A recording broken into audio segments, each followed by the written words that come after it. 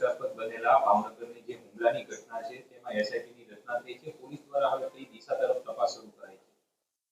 જે બગદાણામાં ગુનો દાખલ થયો છે એમાં પ્રાથમિક રીતે બગદાણા પોલીસ અને ત્યારબાદ કેએસ પટેલ પીઆઈ મહુવાએ તપાસ કરેલી હતી.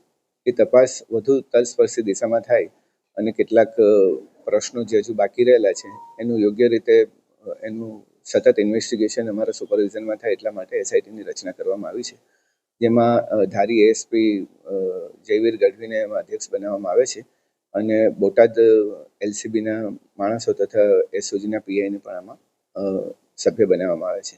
મારી ઓફિસમાંથી પણ સબ ઇન્સ્પેક્ટર જે છે તે પણ આના સભ્ય છે.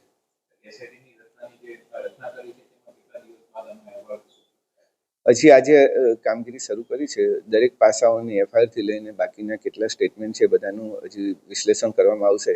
કેટલા પુરાવા પ્રાપ્ત થયા છે અને કયા પુરાવા હજુ લેવાના બાકી છે તેનું ટોટલ વિશ્લેષણ કરીને ચોક્કસપણે ઘટના કેવી રીતે ઘટી એનું બીજા સંયોગિક પુરાવો શું છે તમામ એકત્રિત કરવા માટે અત્યારે ટીમ કાર્યરત છે.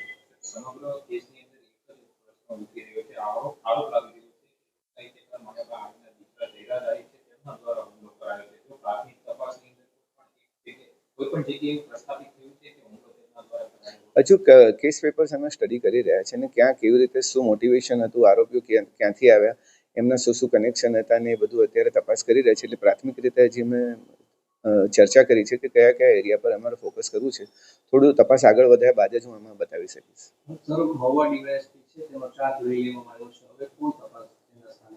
એ વહીવટી સરળતા માટે કરવામાં આવ્યું છે, કેમ કે નવા ડીવાયએસપી બે નવા ડીવાયએસપી હાજર રહ્યા છે.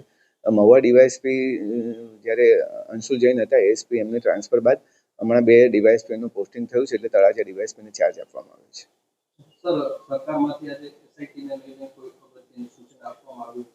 એસઆઈટીની રચના અત્યારે અહીંયાથી થઈ છે. આઈજી ઓફિસે અમે નક્કી કરેલું હતું કે આની તપાસ થવી જોઈએ અને મારા લેવલ પર અમે નક્કી કર્યું છે કે હવે તપાસ મારા સુપરવિઝનમાં થાય.